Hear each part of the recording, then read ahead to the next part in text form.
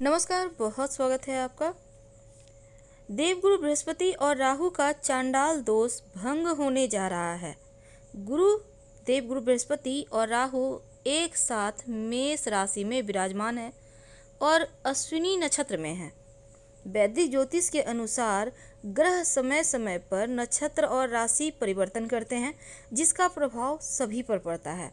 तो इस समय अश्विनी नक्षत्र में राहु और गुरु हैं, लेकिन देवगुरु अश्विनी नक्षत्र से निकलकर भरणी नक्षत्र में प्रवेश करेंगे और राहु अश्विनी नक्षत्र में ही रहेंगे।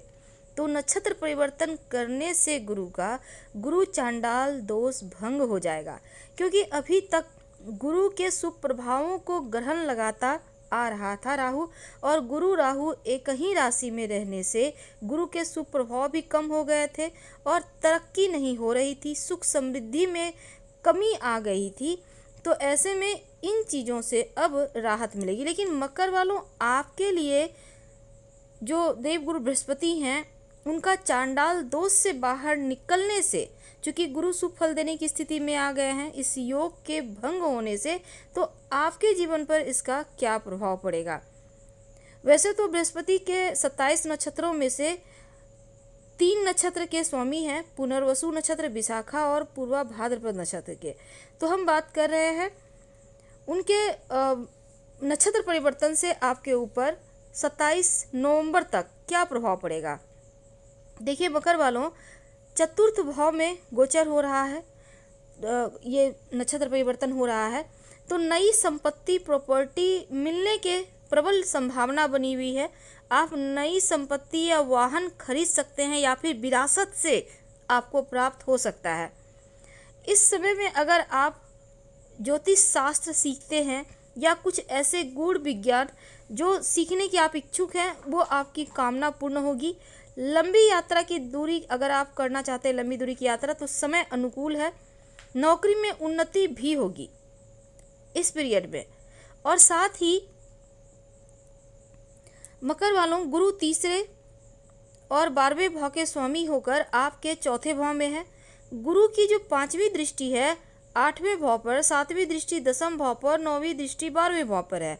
तो इन दृष्टि का फल क्या होगा। देखिए, लंबी दूरी की यात्रा के योग बनेंगे, काम की अधिकता है, स्पिरिचुअल कामों में ज़्यादा पैसा खर्च हो सकता है। हालांकि आपका झुकाव धार्मिक आध्यात्मिक मामलों में बढ़ेगा। भौतिक सुख मिलते हुए बढ़ते हुए भी आपके दिखेंगे। साथ ही साथ आपकी चूँकि चौथा भाव प्रॉपर्टी, भौतिक सुख और माँ का भाव है, और बृहस्पति तीसरे भाव के स्वामी होकर चौथे भाव में है, तो आपके जो पारिवारिक रिश्ते हैं वो बेहतर होंगे। शुभ मांगलिक कार्यक्रम के अब योग बनेंगे और भाई बहनों का सपोर्ट भी मिलेगा। 12वें भाव के स्वामी के रूप में बृहस्पति के चौथे भाव में होने से भाग्य का परिवर्तन साथ मिलने वाला है, भाग्योदय होने के योग हैं। हालांकि थोड़ा सा कुछ मामलों में आराम में कमी आ सकती है।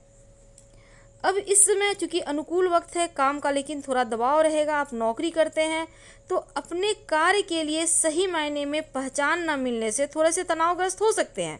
कुछ मामलों में चीज़ें थोड़ी चुनौतियां भी देंगी। हालांकि धन आएगा, लेकिन व्यवसायी हैं तो हर जगह नज़रें बनाए रखें। प्रतिद्वंदियों से आपको कड़ी टक्कर मिलती दिखती है, इसके लिए आप तैयार रहें। अगर हम धन की बात करें तो पैसे आ रहे हैं, लेकिन खर्च भी उसी अनुपात में होंगे, इसलिए बचाने में थोड़े से आप असमर्थ रह सकते हैं। प्रेम के मामलों में रिश्तों में असंतुष्टि की भावना हो सकती है, ध्यान रखिएगा। और स्वास्थ्य के मामलों में घुटनों, पैर और जांघ दर्द की संभावना है। फिलहाल विदा लेते हैं। जानकारी अच्छी लगे तो लाइक कर सब्सक्राइब करें। धन्यवाद, हम फिर मिलेंगे।